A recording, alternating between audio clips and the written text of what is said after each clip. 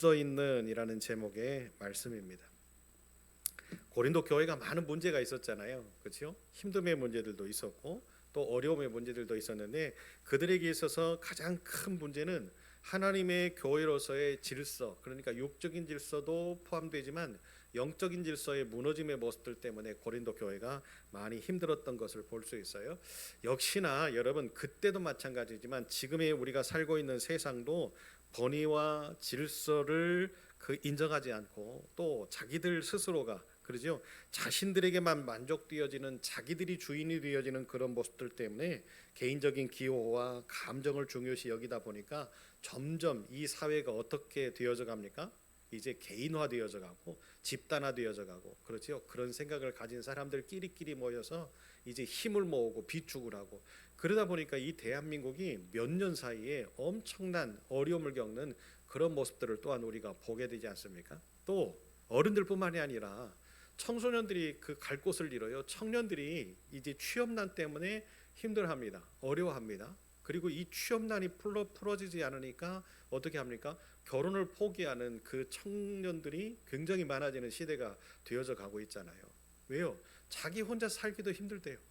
자기 혼자 이제 그 뭐 서울 경기권에서 아니면 도시에서 살아갈 때 겨우 벌어서 입에 풀칠할 정도로 자기 여가 성룡하고 그런데 어떻게 가정을 이루면서 살겠느냐라고 해서 미래를 포기하는 그런 젊은이들이 많은 시대가 되었지요. 청소년들은 어떻습니까? 청소년들은 문화라고 하는 것이 없어졌어요. 이제 그러죠. 예전에는 그래도 청소년들이 할 수 있는 문화라고 하는 것이 있었는데 이제는 그 문화의 경계선이 파괴되어졌어요. 핸드폰이나 인터넷이나 이런 것들이 이제 뭐 유튜브나 이제는 AI까지 이제 만들어지기 시작하면서 점점 인간의 감성이라고 하는 것을 파괴하는 시대가 되어져 버리잖아요. 그러니까 우리 아이들은 어떻던가요? 1박 2일을 제가 가서 우리 아이들과 함께 경험하고 싶었습니다만 제가 경험을 하지 못해서 참 많이 마음이 아프긴 해요.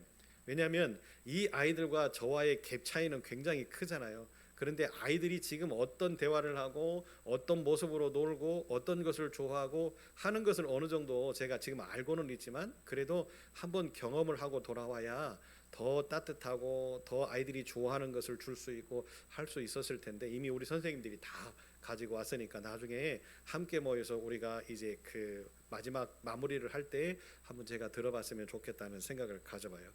이렇게 이제 아이들의 문화가 점점 기계화되어 가지요. 그리고 이제 자신들이 뭘 해야 되는지를 몰라가는 어떻게 보면 이제 이 세상의 질서가 점점점 파괴되어지는 그런 상황들 속에 우리 아이들이 살아가게 되어져 있어요. 거기에 일조한 것이 저는 교회의 무너짐이라고 생각합니다. 한국 교회가 무너짐의 모습을 통해서 이제 점점 어떤 현상들이 벌어져요. 교회 속에요. 교회 학교가 사라져가요. 또 교회 학교를 위해서 투자를 하려다 보니까 이 아이들에게 투자하고 돈을 쓰는 것이 너무나 헛된 것이라고 생각하는 그런 모습들이 만연한 것 같아요. 왜 그러지요? 아이들을 키워내려면요 많은 물질이 필요하잖아요. 많은 물질을 쏟아 부어봐야 아이들이 11조를 합니까? 이제 어떻게 보면 이런 물리적인 어떠한 모습, 그죠? 세상적인 어떤 논리 이런 모습들이 교회 속에서 만연하다 보니까 점점 교회 속에는요 젊은이들이 사라져가고 아이들이 사라져가고 그것뿐만입니까? 30대, 40대가 없는 그런 형편에 놓여있지 않습니까? 여러분 20년이 지나 보세요. 한국 교회는 이제 고령화될 거예요. 지금 30대, 40대가 없는 교회가 얼마나 많은데요. 그러면 나중에 20년 후에 우리의 모습들은 어떻게 될까요? 하나님의 질서 속에서 그죠? 성장하는 사람들이 계속적으로 만들어지고 또 성장해서 회복되어져서 교회 일꾼들이 세워져 가고 그 일꾼들이 세워져 갈 때 교인들의 일꾼이었던 분들은 이제 녹익어서 어떻게 합니까? 그분들을 케어하고 교회의 어떤 분위기를 만드는 이런 하나님의 교회로서의 질서들이 확립되어져야 되는데 점점 이제 그런 것들이 깨어지는 시대가 됐지요. 세상으로 한번 눈을 돌려볼까요? 세상은 어떨까요? 세상은 아마 교회도 이런데 세상은 우리가 생각하지 못하는 그런 엄청난 변화를 겪고 있을 거예요. 그 세상 속에서 몸부림쳐야 되는 우리 믿음의 사람들 참 힘들 겁니다. 지금 이 시대가 우리만 힘들 뿐만이 아니라 우리 자녀들의 세대들도 더 힘들 거예요. 이런 상황 가운데에서 하나님의 교회마저도 하나님의 질서를 파괴해버리고 하나님의 질서 세우는 것이 힘들다고 해서 우리가 그거에 힘을 쏟지 못하고 물질을 쏟지 못하면 우리가 하나님의 백성으로 하나님의 교회로서 어떻게 떳떳하다라고 이야기할 수 있겠습니까? 오늘 말씀을 통해서 여러분 우리의 마음이 한번 새로워지고 우리의 믿음이 한번 점검되어지고 또 우리가 이렇게 되어짐으로 인해서 왜 미래를 꿈꿔야 되고 미래를 계획해야 되는지를 하나님의 말씀 속에서 답을 찾는 한 시간이 되었으면 좋겠습니다. 하나님의 사람들은요, 하나님이 세우시는 권위와 질서를 따라서 살아야 됩니다. 하나님의 사람들이 세상의 방법을 가지고 살다 보면요, 이제 균열이 생겨요. 이런 겁니다. 여러분, 교회 안에 세상 속에서 있었던 직업군들이 들어와서 어떻게 합니까? 이제 교회의 일꾼들이 되어지다 보니까 어떤 현상들이 만들어졌냐면 예전에는 그래도요, 믿음 안에서 믿음의 모습을 가지고 믿음의 선배들이 하는 것들을 이렇게 잘 배워서 교회가 은혜 가운데, 그죠? 그 은혜가 질서였어요. 그 은혜 가운데에서 교회가 원만하게 그래도 사랑으로 품고 섬기면서 살았어요. 그런데 세상에 있는 직업군들의 모습이 그대로 교회 속에 들어오다 보니까 교회의 어떤 목회나 교회의 어떤 물질의 사용의 씀씀이나 이런 것들이 세상의 방법으로 이제 뒤바꿔져 가기 시작했습니다. 특히나 IMF를 거치면서 교회가 이제 그런 모습으로 더 심각한 모습들이 만들어졌지요. 세상 속에서 이제 경제를 다루는 분들이 교회 안에 들어와서, 그죠? 세상의 경제의 흐름의 모습으로 교회를 그대로 유지하려고 하다 보니까 이제 점점 교회가 질서는 세워져 가는 것 같지만 영적인 질서가 무너져 가는 그런 흐름들이 만들어졌지요. 여러분, 하나님의 교회는요, 세상이 아무리 좋고 세상의 질서가 아무리 바르고 세상의 정의가 아무리 옳고다도 하나님의 교회는 세상 것이 들어오는 순간 하나님의 정의가 사라지게 되어 있어요. 왜 그러죠? 여러분 보세요. 세상의 사람들은 뭘 이야기를 합니까? 자기들의 옳고름, 자기들의 주장, 자기들의 잘남, 자기들의 학식, 이런 것들을 주장하게 되어 있잖아요. 그런데 여러분, 하나님의 교회가 인간의 잘남으로 해결되던가요? 인간의 배움과 학식으로 하나님의 교회가 유지되던가요? 그러지 않아요. 하나님의 교회는 하나님의 은혜로 유지되어지고 하나님의 교회는 하나님의 말씀으로 유지되어지는데 괜히 하나님의 교회 속에 그런 모습들을 가지고 들어와서 마치, 그죠? 잘난 체 하듯이 하나님의 교회, 우리 교회가 이제는 세상과 이렇게 비슷해져. 여러분, 하나님의 교회가 세상과 비슷해져 가서 무슨 쓰임이 있겠어요? 그렇지 않겠습니까? 세상과 달라야 되는 곳이 세상과 합해져 간다라고 한번 생각해 보세요. 거기에는 말씀의 변질이 시작되어지고 하나님의 사랑의 변질이 시작되어지고 그러다 보면요, 교회가 빛을 잃어버리고 그 맛을 잃어버리고 세상과 똑같이 되어져 버리면 세상 사람들이 하나님의 교회를 바라보면서 그래도 마지막 보루였는데 이제 더 이상 갈 곳이 없을 때 내가 갈 수 있는 곳이 하나님의 교회라고 생각하는 사람들도 많았을 텐데 이제 세상이나 교회나 똑같아져 버리면 여러분, 세상의 사람들이 어디를 찾겠어요? 마지막에 힘들고 어려울 때 하나님의 교회를 찾겠습니까? 찾지 않겠죠. 하나님의 교회는 각성해야 됩니다. 왠줄 아십니까? 바로 하나님이 질서의 하나님이시기 때문에 그래요. 하나님이 이 세상을 질서 있게 창조하셨잖아요. 그러죠? 창조의 사역을 보면 혼돈과 무질서를 하나님은 질서 있게 하셨어요. 공허함과 그 어려움 속에서 충만함을 만들어내셨고 흑암을 빛으로 새롭게 역사하심으로 인하여서 이 땅을 창조해내셨어요. 우리의 모든 것들을 창조해내셨죠. 우주 모든 만물은 하나님의 방법과 하나님의 계획과 하나님의 질서로 움직입니다. 세상이 사람의 힘으로 좌지우지 될 것 같으세요? 자연이 어떤 사람의 과학으로 무언가 하나를 바꿀 수 있을 것 같으세요? 우리나라가 사계절의 절기가 있잖아요. 그렇죠? 사계절의 절기를 어떤 과학자 한 사람이 아니면 AI가 뭔가 큰 시스템 로봇 아니면 컴퓨터를 만들어 가지고 우리나라의 자연의 환경을 바꿀 수 있을 것 같으세요? 여러분, 우리나라의 사계절은요, 이 세계, 이 지구의 한 일부분에 불과한 건데 그것도 못하는 것이 인간들의 능력 아닙니까? 그러나 우리 하나님은 어떻게 하십니까? 이제 그 어떤 흐름의 모습은 다를 뿐이지 어떻게 합니까? 우리나라에 명확하게 봄이 있으면 여름이 있고 여름이 있으면 가을이 있고 가을이 있으면 겨울이 있고 이렇게 사계절이 뚜렷한 나라가 전 세계에 몇이나 있겠어요? 그것을 보면서 여러분 우리는 얼마나 복된 사람입니까? 얼마나 축복을 받은 사람들입니까? 얼마나 행복한 사람들입니까? 그런데 매년 그것을 겪다 보니까 우리는 그러려니 하잖아요. 그렇지 않습니까? 여러분 이게 바로 하나님의 창조 질서를 우리들이 그 아름다움을 포기하면서 사는 그런 모습들. 뭐 때문에요? 점점 우리가 젖어가는 거죠. 그것의 아름다움을 느끼지 못할 때 왜 느끼지 못할까요? 그 아름다움을 보지 못하게 만드는 또 다른 요인들이 우리에게 많기 때문에 그렇습니다. 세상을 사는 문제, 어떤 분들에게는 물질의 문제, 어떤 분들에게는 질병의 문제, 어떤 분들에게는 가정의 문제, 자녀의 문제, 모든 문제들 때문에 우리가 어떻게 되어져 가는 거예요? 그 아름다움을 보면서도 하나님을 찬양하지 못하는. 사랑하는 여러분, 하나님은 모든 것을 질서 있고 조화롭게 만드셨어요. 그러면서 우리에게 뭐라고 말씀하십니까? 하나님의 그 질서와 조화로움 가운데에서 하나님의 그 질서를 따라서 질서 있게 살기를 원하시는 분이 하나님이셨다라고 하는 것을 여러분 기억하셨으면 좋겠습니다. 오늘 말씀에서도요, 사도 바울이 고린도 교회를 향해서 이렇게 이야기하죠. 모든 것을 품위 있게 질서 있게 하라. 왜냐하면 하나님의 교회는 하나님의 질서를 가지고 행하는 것이지 사람의 생각, 사람의 방법, 사람의 뜻으로 세워지는 것이 아니기 때문에 그렇습니다. 자, 그렇다고 한다면 하나님의 교회와 가정의 권위와 질서가 바로 세워져야 되는 그런 어떤 의미를 오늘 말씀은 우리에게 분명히 이야기하시는데 어떤 것일까? 하나님의 교회도 하나님의 질서로 세워져야 되고 하나님이 주시는 가정도 하나님의 질서로 세워져야 되는 것이 믿음의 사람들에게는 당연한 거잖아요. 그렇지 않습니까? 오늘 말씀이 고린도 교회는 풍성함의 은혜들이 있었어요. 고린도 교회가 힘들고 어려운 점도 많았지만 하나님께서 그들을 통해서 큰 은혜를 누리게 하셨죠.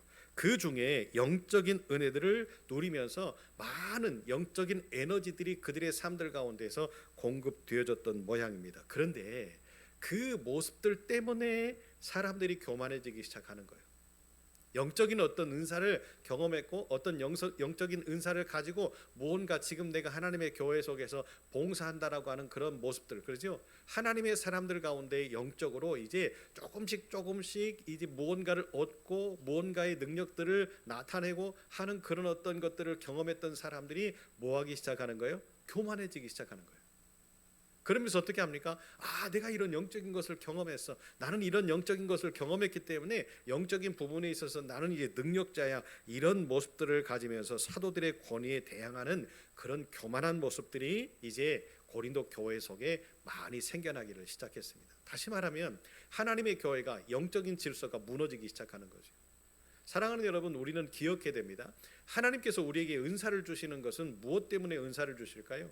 분명히 하나님의 교회 속에서 그 은사가 필요하기 때문에 그 은사를 통해서 하나님의 교회가 무너져가는 것, 힘들어져가는 것, 괴로워져가는 것, 아파하는 것, 이런 것들을 회복시키시고 살리시기를 위해서 우리가 뜨겁게 기도할 때 하나님은 우리에게 은사를 주시는 거예요.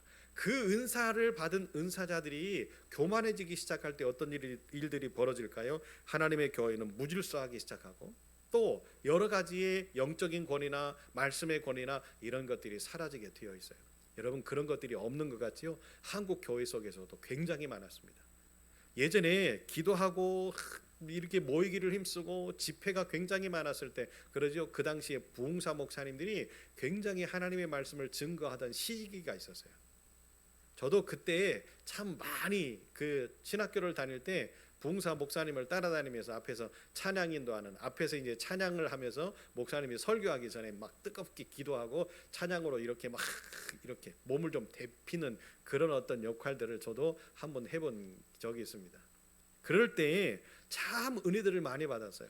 참 은사들을 많이 받았어요. 기도할 때마다 막 방언이 터지고 또 막 그에 통변하는 은사가 있고 그러면서 막 서로가 모여서 삼삼오오 기도하고 그 기도하는 모습이 더 애절해서 밤이 새도록 이렇게 산에 올라가 가지고 뭐 굴 속에서도 기도하고 돗자리를 깔고 기도하고 이렇게 기도하는 분들이 참 많았습니다.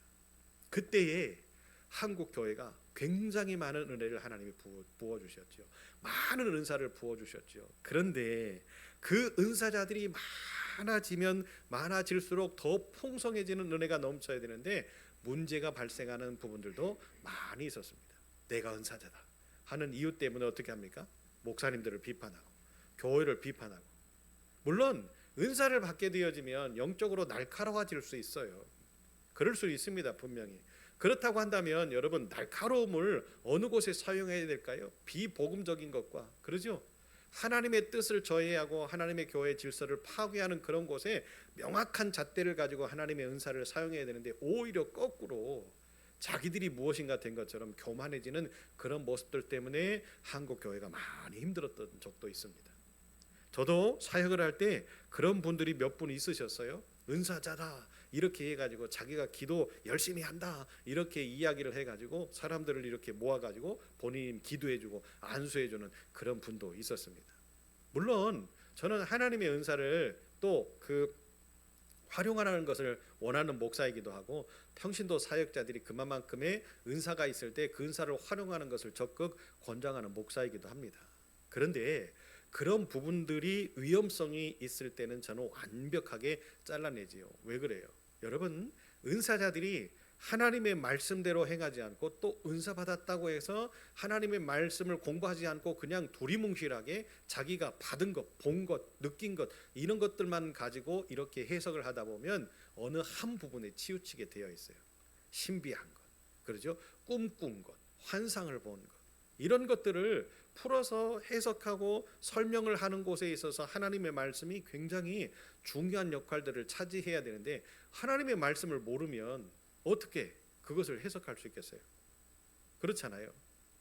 그래서 그런 부분들 때문에 한국 교회도 조금 힘들었던 적이 있습니다. 많은 은사자들이 항상 예나 지금이나 공격하는 것이 뭡니까? 말씀을 증거하는 사도들의 권위에 고린도 교회도 역시 마찬가지로 이렇게 저항을 하고 교만한 모습으로 대항을 했던 것처럼 한국 교회에도 그런 분들이 참 많이 있었어요. 그러자 이제 어떤 일들도 있었습니까? 이제 본인들이 하나님의 말씀을 증거하고 싶거든요. 목사처럼 그렇게 한번 해보고 싶은 마음에서 이제 군수교단에 신학교 1년만 다니면 목사 안수를 주는 이런 어떤 곳에 가서 이제 공부를 하고 안수받아서 나도 목사네 이렇게 하고 조그맣게 막 그 기도처나 이런 것들을 세워가지고 이렇게 목회를 하는 그런 분들도 참 많았습니다. 지금도 그런 군수교단들이 있죠. 물론 1년 공부해서 신학을 해서 목사가 되는 것은 잘못됐다 이렇게 이 말씀을 드리는 게 아니에요. 1년을 해도 10년을 해도 하나님이 역사하시면 하나님이 세우시면 주의 종으로서의 역할들을 감당할 수 있잖아요. 그런데 왜 이 코스웍이라고 하는 것을 만들었을까요? 신학교라고 하는 신학교 4년, 신대원 3년, 그리고 연수 2년.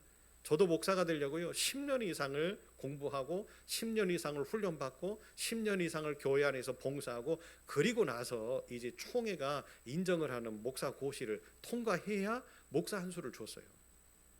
그만큼 10여 년 동안의 시기를 통해서 뭐 하는 거죠? 배우고 훈련받고 연단받고 내 의지를 꺾고 낮추고 그러지 않습니까? 전도사 시절부터 많이 힘들어도 보고 재정적으로도 어려워도 보고 그런 여러 가지의 과정들을 견디고 인간의 때를 다 벗어 던지게 하신 뒤에 하나님께서 목사로 부르셔서 사역을 하게끔 만드셨던 것이 우리 통합측 교단의 목사 코스웍의 과정이었던 거죠. 그럼에도 부족한 건 투성이고 그럼에도 연약한 건 투성이고, 그런데 여러분 참 이런 부분들이 많이 있었다라고 하는 것이 안타까운 현실 중에 한 부분이기도 합니다. 제가 알고 있는 가장 가까운 누군가도 그런 모습으로 목사가 됐어요. 목사가 되어져서 이제 본인이 목사네 이렇게 이야기를 하는 사람들도 있습니다. 여러분 이렇게 사도 바울이 고린도 교회 안에서 행하는 이런 모습들을 통해서 하나님께서 주시는 질서를 파괴하는 그런 모습들 때문에 교회가 무너지는 그 광경을 보면서 어떻게 합니까? 예언을 행하는 선지자나 성령의 은사를 받아 방언하는 사람들에게 사도가 전한 편지를 주의 명령으로 알고 순종함으로 질서 있게 행할 것을 명령합니다. 자, 그렇다고 한다면 예를 들어서 이렇게 은사자들이 사도 바울이 이렇게 명령을 할 때 너는 무슨 권위로 그렇게 하냐? 라고 반문할 수도 있잖아요. 이게 가장 큰 문제거리였어요. 뭔 권위로? 사랑하는 여러분, 어떻게 보면 교회의 공동체뿐만이 아니라 하나님의 세우신 가정 안에서도 이런 날카로운 질문들과 공격적인 언어들이 만들어질 수 있어요. 네가 무슨 권위로 그렇게 하냐? 그러죠? 여러분, 사도 바울이라고 하는 이 사람은 지금으로 이야기하면 어떤 역할들을 감당하는 사람입니까? 목사로서의 역할들을 감당하는 사람이잖아요. 교회를 세우고 복음을 증거하고 예수 그리스도를 증거하는 그런 복음의 사도로서의 역할들을 감당하는 사람들이잖아요. 잘 생각해 보세요. 고린도 교회가 누구를 통해서 세워집니까? 바울을 통해서 세워지죠. 바울을 통해서 훈련받고 바울을 통해서 양육받고 바울을 통해서 말씀을 들었던 사람들이 이제 본인들이 약간 조금의 은사를 경험했다고 뭐 하는 거예요? 당신이 사도로서 당신이 복음을 증거하는 건 뭔 권위냐, 이렇게 이야기를 한다면 이게 무슨 의미일까요? 당신의 말씀에 이제 우리는 더 이상 순종할 수가 없다라고 하는 그런 뜻 아니겠습니까? 여러분, 그렇다고 한다면 처음부터 그들이 바울에게 와서 복음을 듣지 않았어야죠. 이제 복음을 듣고 어느 정도 자기들의 영적인 부분이나 또 신앙적인 부분이 성장했다고 말씀을 가르쳐 왔던 또 훈련을 받았던 그 사람에게 무슨 권위냐라고 이야기를 하는 것은 교만 이외에 또 뭐가 있을까요? 그러지 않겠습니까? 그렇다고 한다면 여러분, 이런 상황과 이런 모습들 속에서 하나님의 교회가 질서 있게 세워져 갈까요? 하나님의 교회는 무너질 거예요. 그런 모습에서. 사랑하는 여러분, 여러분과 제가 신앙생활을 하고 있는 모습 속에서 목사의 모든 권위에 여러분 순종하세요, 저는 그런 말씀 드리지 않아요. 목사도 사람이기 때문에 실수할 수 있어요. 목사도 사람이기 때문에 무너질 수 있어요. 그러나 다른 것을 다 떠나서 하나님께서 주시는 이 말씀의 권위와 하나님께서 주시는 영적인 권위와 하나님께서 주시는 교회 질서를 세우는 권위 앞에서는 여러분이 뭐 하시는 게 좋아요? 순종하시는 것이 좋다라고 제가 말씀을 드리고 싶은 거죠. 왜냐? 하나님께서는 그렇게 영적인 모습의 질서를 세우기 위해서 영적인 질서 있게 교회의 직분을 세우셨기 때문에 그렇습니다. 자, 그렇다면 세 번째로요, 질서 있게 행동을 할 때에 어떤 일들이 일어나기 때문에 하나님께서는 교회와 이런 하나님의 사람들이 질서 있게 살기를 원하시느냐, 두 가지로 나타날 수 있어요. 갈등과 실수가 줄어들 수 있기 때문에 그렇습니다. 하나님의 영적인 부분에 있어서 하나님께서 주시는 이 영적인 질서, 다시 말하면 이 영적인 질서는 말씀을 기준으로 세워져 가고 있거든요. 말씀을 기준으로 세워져 갈 때에 이 말씀을 모르는 사람들과 말씀을 알고 있는 사람들 속에 어떤 것들이 생겨날 수 있어요? 분쟁의 거리들이 생겨날 수 있거든요. 어떤 분쟁? 이것이 맞다, 이것이 옳다라고 하는 분쟁의 거리들이 생겨날 수 있어요. 그러면 여러분 어떻게 하면 돼요? 말씀의 질서를 명확하게 세우고 그 말씀 속에서 무엇을 이야기하는지를 명확하게 해석을 해서 우리가 배우고 훈련하면 분명히 답을 찾을 수 있잖아요. 왜요? 말씀 속에 해답인데, 그렇지 않습니까? 하나님의 말씀이 정답이잖아요. 그렇다고 한다면 여러분, 우리가 어떻게 해야 되죠? 하나님의 말씀의 권위에 질서 있게 잘 배우고 양육되고 훈련되어져서 우리의 영적인 바운더리를 넓히면 이런 문제는 해결될 수 있지요. 예? 서로 간의 갈등의 문제 분명히 해결될 수 있잖아요. 이것이 우리에게 주시는 하나님의 말씀이고 하나님의 뜻은 이건데 당신이 하고 있는 모습은 그렇지 않지 않습니까? 라고 할 때에 그것에 순응을 하고 아 그렇군요 라고 인정을 할 때에 우리는 그 갈등의 고리를 해결할 수 있는 거지요. 그런데요 여러분, 요즘의 사람들은요 더더군다나 쉽게 인정하고 쉽게 이해하려고 하지 않잖아요. 자기의 잘못을 쉽게 아 내가 잘못했다라고 인정하려고 하지 않잖아요. 뭐 때문에요? 고집 때문에. 여러분, 하나님 앞에서 고집 피울 이유가 뭐가 있을까요? 말씀 앞에서 내 고집을 피운다고 해서 여러분 그 말씀이 바꿔집니까? 하나님의 말씀은 1.1획도 틀림이 없는 건데, 그러다 보면 내 것을 주장하고 내 생각을 강요하다 보면 실수할 수 있어요.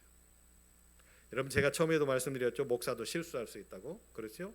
우리는 똑같은 사람이기 때문에, 성정을 가진 사람이기 때문에 실수할 수 있어요. 그러나 이 실수를 적게 할 수 있는 방법은 뭡니까? 하나님의 말씀으로 훈련되어지고 하나님의 은혜로 내가 충만해져 갈 때 우리는 실수를 적게 할 수 있어요. 내 말의 실수, 내 행동의 실수, 내 삶의 실수, 이런 것들을 우리들이 적게 할 수 있어요. 여러분, 그리스도인들과 비그리스도인들의 차이점이 뭐가 있어야 될까요? 우리가 세상의 사람들하고 똑같이 말하고 세상의 사람들하고 똑같이 행동하고 세상의 사람들처럼 똑같이 그렇게 살면 여러분 예수 믿을 이유가 뭐가 있겠어요? 세상의 사람들이, 그 사람들이 우리를 보면서 뭐라고 이야기할까요? 예? 세상의 사람들이 우리가 세상의 사람들하고 똑같이 말하고 똑같이 행동하고 똑같은 모습으로 살면 세상의 사람들이 뭐라고 이야기할까요? 니네가 믿는 예수는 도대체 뭐냐? 그렇게 이야기하지 않겠어요? 예수에 대해서 모르는 사람들이 우리가 주여 주여 하고 그러죠. 그래서 성경에 뭐라고 이야기합니까? 주여 주여 하는 자마다 다 하나님의 나라에 들어가는 것은 아니다. 알곡과 쭉정이를 분명히 하나님께서 가리시겠다라고 이야기를 하시잖아요.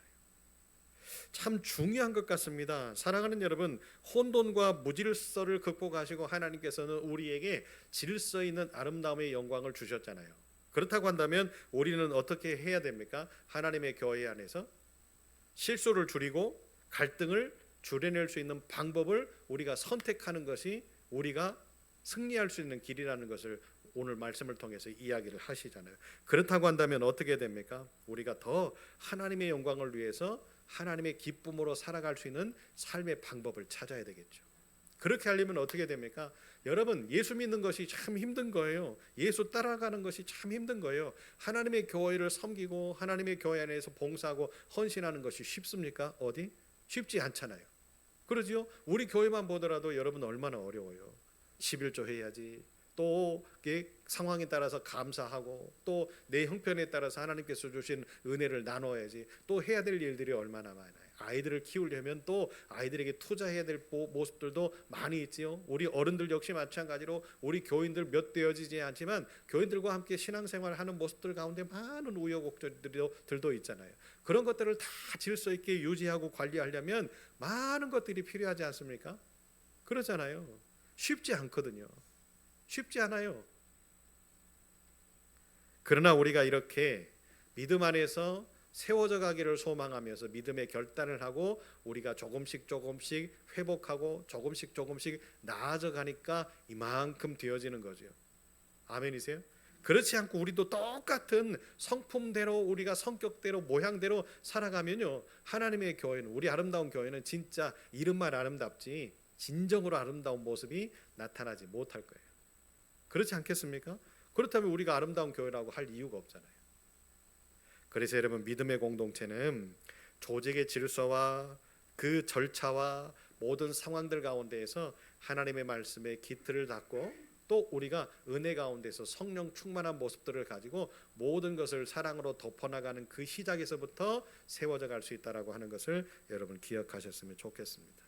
오늘 바울이 하나님의 말씀이 너희로부터 났느냐라고 물어보는 의도가 있습니다. 그 의도는 뭐냐면 마치 하나님의 말씀을 먼저 배웠다고, 하나님을 먼저 믿었다고, 또 우리가 교회 안에서 많은 경험이 있다고 그것이 마치 우리의 전유물인 것처럼 생각을 해서 그런 것들을 가지고 기득권인 양 해가지고 교회에 그 어렵고 힘들고 이제 새롭게 복음을 시작하는 사람들을 현혹시키는 그런 모습들, 그러다 보니까 무질서 있게 행동하는 그 사람들을 향해서 경계하기 위한 말씀으로 바울이 이렇게 이야기를 하고 있어요.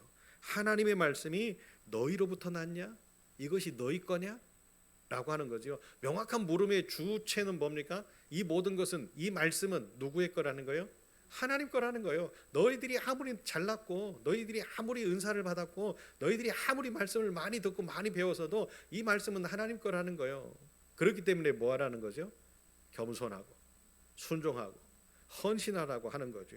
그러다 보니까 고린도 교회 안에 예언도 하고 방언도 하고 은사가 풍성히 나타났던 것은 사실입니다. 그런데 질서 없게 이 모든 사람들이 서로 이렇게 자기들의 은사, 자기들의 그 어떤 모습들, 이런 것들을 강요하고 주장하다 보니까 이제 교회가 흔들리기 시작하는 모습을 통해서 바울이 뭐 하는 거예요? 질서를 잡아야 되겠다라고 생각해서 이제 하나님의 말씀으로 질서를 잡고 있는 말씀이 오늘 본문에 나와 있는 말씀이었습니다. 사랑하는 여러분, 어떻게 보면 우리도 다른 사람에게 기회를 주고 그러지요. 다른 사람이 신앙생활할 수 있도록 배려를 해주고, 믿음의 공동체 안에서 우리가 어떻게 하는 거예요?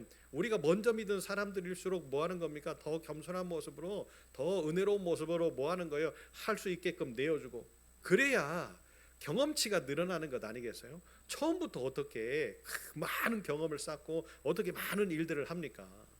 그래서요, 세상의 질서도 뭐 하고 있습니까? 처음에 직장에 들어가면 뭐부터 해요? 기본부터 하잖아요. 기초부터 가르치잖아요.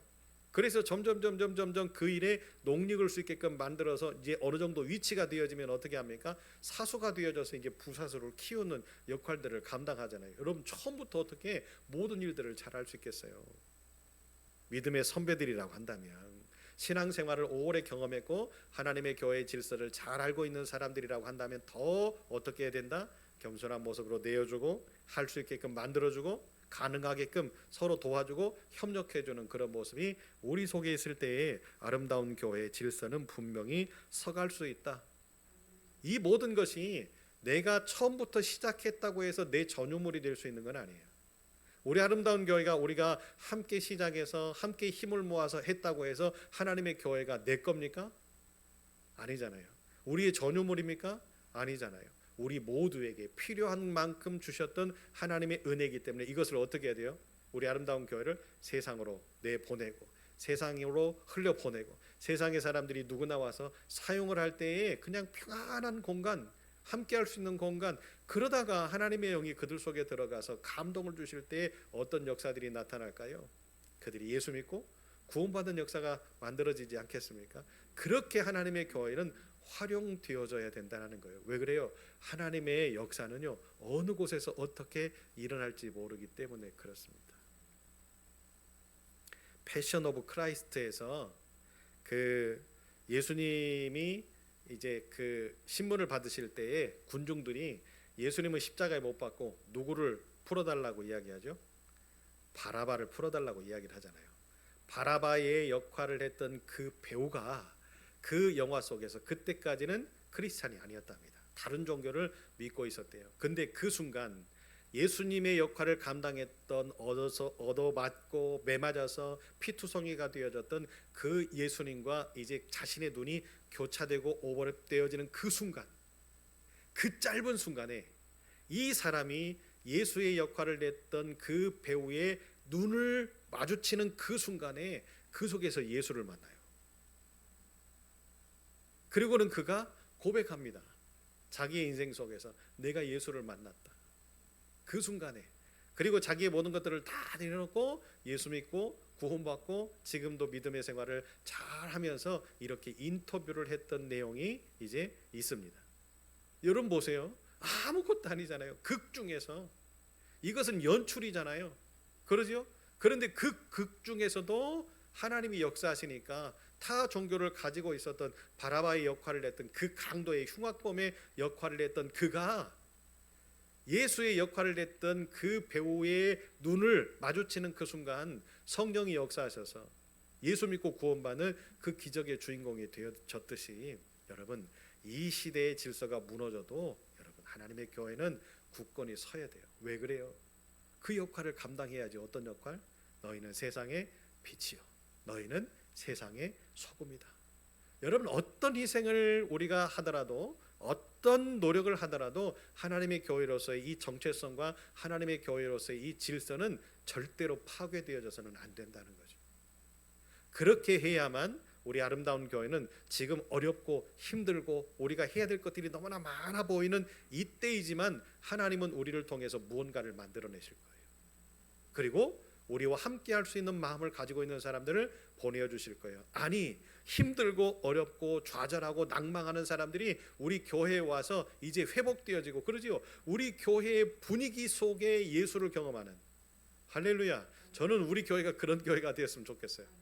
그냥 힘든 사람들이 와가지고 우리 교회 분위기 속에서 예수 만나고 예수를 경험하고 예수를 느끼고, 그래서요 여러분 그들이 진정으로 예수 만날 때 어떤 변화의 역사, 우리가 처음에 예수 만날 때 그런 일들이 있었잖아요. 울고 불고 누가 때리지도 않았는데 그 마음에 감동이 있고 기쁨이 있고 희열이 있고, 그러니까 더 오고 싶고 성전에 오고 싶고, 할렐루야.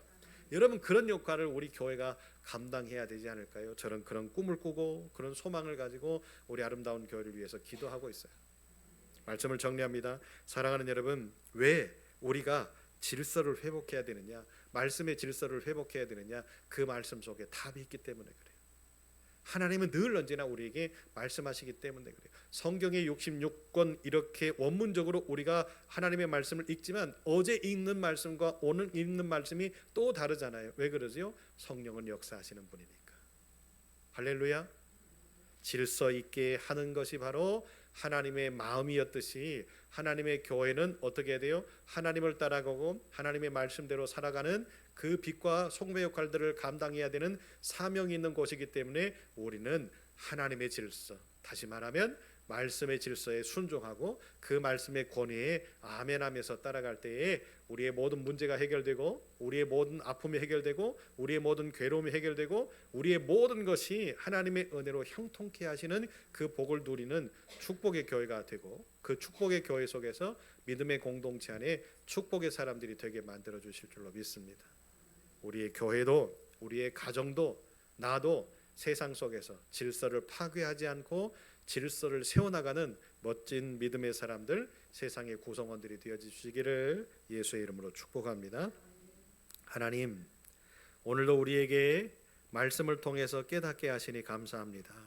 하나님, 교만한 사람이 되어지지 말게 하시고 항상 하나님의 말씀을 더 사모하고 더 알아가고 더 기도하여 우리에게 뜨거움을 주실 때에 더 내어주고 더 나눠주고 더 베풀어주고 섬겨주는 믿음의 사람, 믿음의 교회가 되게 하여 주셔서 이 땅의 교회들이 사랑이 식었다라고 사랑을 잃어버렸다라고 이야기를 하고 있지만 우리 아름다운 교회만큼은 그 사랑을 뜨겁게 더 달굴 수 있는 축복의 시작점의 교회가 되게 하여 주시고 죽어져가는 영혼, 실망하고 좌절하는 영혼, 세상 속에서 아파하고 괴로워하는 영혼들이 하나님의 교회 속에 나와서 평안함을 얻고 회복할 수 있는 그 전초기지가 될 수 있게 하나님 우리를 사용하여 주옵소서. 하나님, 하나님의 교회가 비전과 꿈을 꾸면서 열심을 다하여 나아가게 하시니 감사합니다. 하나씩 하나씩 하나님은 일하시며 이루어 가실 때에 우리가 아멘하며 순종하며 따라갈 수 있게 하시고 할 수 없을 때도 많고 하기 힘들 때도 많지만 그래도 하나님이 일하시며 우리를 이끌어 가실 때에 그 하나님의 손 놓지 말고 열심을 다하여 최선을 다하여 우리가 할 수 있는 만큼의 노력들을 다하게 하실 때에 그 시간이 되어 하나님이 우리에게 보여주심으로 확연하게 발견하게 하실 때에 환호하며 감격하며 하나님의 축복을 나눌 수 있는 아름다운 교회가 되게 하여 주옵소서. 하나님, 오늘도 여러 모양으로 고민도 많고 힘듦의 문제도 많고 아픔의 문제도 많은 우리 식구들이 성전에 모였습니다. 이 시간 부족한 것이 감히 하나님의 축복하심을 구하며 주님의 손대심을 구하오니 주여 머리끝에서부터 발바닥까지 우리의 모든 것들을 만져주셔서 평안하게 하시고 회복되게 하시고 나음받게 하시고 우리의 모든 고민과 아픔들이 사라지게 하셔서 성전의 문을 나아가는 그 순간 우리가 기쁨이 충만한 모습으로 바꿔져 세상으로 나갈 수 있는 우리 모든 믿음의 공동체 식구들 되게 하여 주옵소서. 하나님, 다음을 준비하며 교회가 온전한 모습들로 나아갈 때에 우리와 함께 할 수 있는 사람들을 보내어 주시고 많은 물질들이 필요한데 그 물질을 얻을 수 있는 그 모든 능력들이 우리들을 통하여서 만들어지게 도와주셔서 하나님 잘 되고 복되게 하시는 은혜를 통하여 하나님의 교회를 견고히 세워나갈 수 있는 우리 아름다운 교회 모든 식구들의 삶들과 직장과 사업의 터전들 되게 하여 주옵소서.